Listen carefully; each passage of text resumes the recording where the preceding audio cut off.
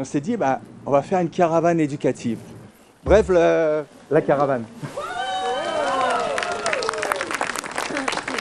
Une nouvelle initiative pour la jeunesse autochtone de Joliette et des environs a été dévoilée.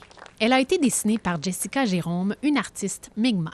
On va cuisiner avec les enfants, faire des grilled cheese. Stéphanie Bonsain, la chargée de projet en éducation pour les 5-12 ans, au Centre d'amitié autochtone de Lanaudière, explique sa signification.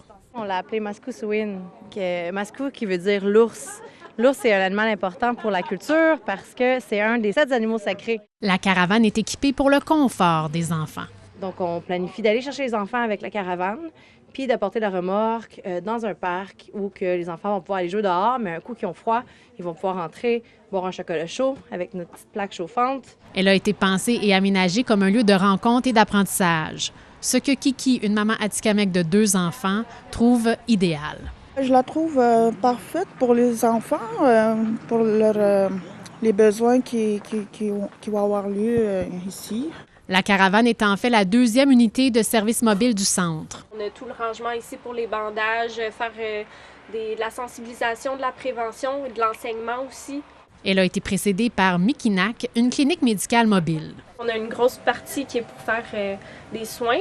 Donc, on voulait un lieu vraiment plus grand, plus accessible pour les enfants, qui puissent rentrer, qui voulaient jouer. On a vu là, quand les enfants voient la clinique mobile, ils sont contents, ils veulent tous rentrer. Là, on devient coincé rapidement. Donc, avec la remorque, mais ça agrandit les services. Mélanie Champagne est technicienne en éducation spécialisée. Auparavant, elle conduisait la clinique mobile. Dorénavant, elle partira avec la caravane pour offrir des classes nature et des stimulations du langage dans les écoles et à domicile. On va aller dans les parcs, continuer d'aller faire les classes nature en forêt.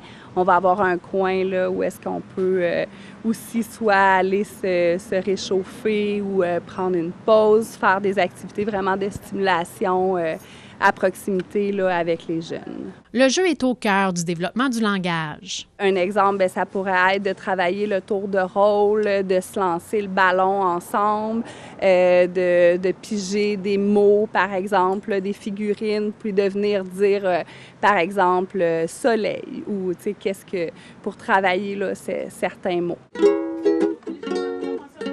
La caravane devient un lieu de tous les possibles.